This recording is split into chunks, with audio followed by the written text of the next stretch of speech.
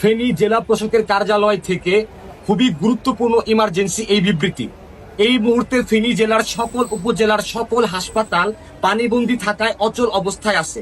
শুধু ফেনী সদর উপজেলার 4টি হাসপাতাল সচল আছে, কিন্তু সেখানে কোনো ডাক্তার বা নার্স নেই। আমরা গর্ভবতী মায়েদের চিৎকারে থাকতে পারছি না। জরুরি ভিত্তিতে এই মুহূর্তে ফেনী জেলায় মেডিকেল ক্যাম্প স্থাপন করা প্রয়োজন। জেলা প্রশাসক ও সেনাবাহিনীর সাথে আমরা মিটিং করে এই ব্যাপারে ঐক্যমত্য হয়েছি যে আমাদের সর্বপ্রথম ফেনী জেলার যে সকল হাসপাতাল আছে এই হাসপাতালগুলো সচল করার পাশাপাশি এই মুহূর্তে মেডিকেল ক্যাম্প স্থাপন করতে হবে।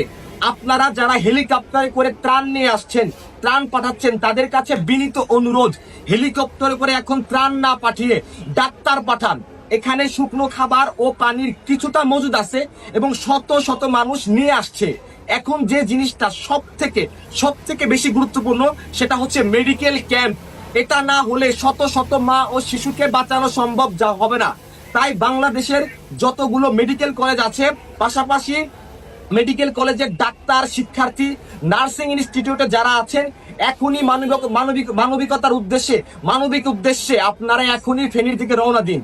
আমরা এখানে মেডিকেল ক্যাম্পের সকল ব্যবস্থা করে রেখেছি।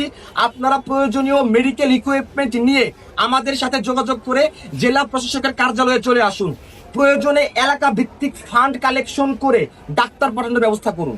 আমরা কোনো ধরনের ফান্ড কালেকশন করছি না, আপনারা কোনো টাকা পয়সা পাঠানোর দরকার নাই। এই মানুষগুলোকে বাঁচাতে এই মুহূর্তে যেটা প্রয়োজন, আপনারা সব থেকে বেশি যেটা প্রয়োজন, আপনারা ডাক্তার পাঠান এবং প্রয়োজনে আপনারা ফান্ড তুলে ডাক্তার পাঠানোর ব্যবস্থা করুন।